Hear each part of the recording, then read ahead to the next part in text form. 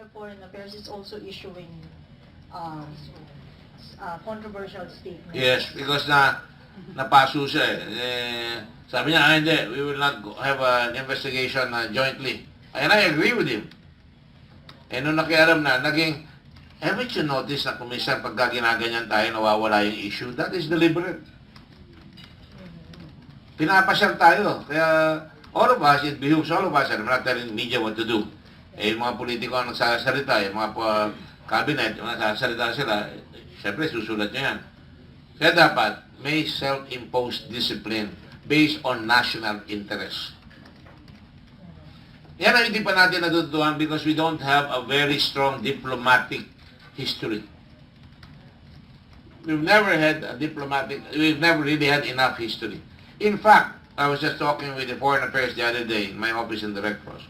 Sabi ko sa kanila, nakakuha na tayo ng pera, paaralin nyo na yung mga Chinese speakers natin. Chinese history must be studied. Paaralin nyo na yung Arabic speakers natin. Wala tayo, napakahina natin. Wala na tayong military. Nagre-rely pa tayo sa interpreter na binabayaran natin ng taga-China. Ano ba naman yan? That is how woeful we are. It's a woeful condition, foreign policy, woeful condition sa ating military, it's a woeful condition yung attitude natin.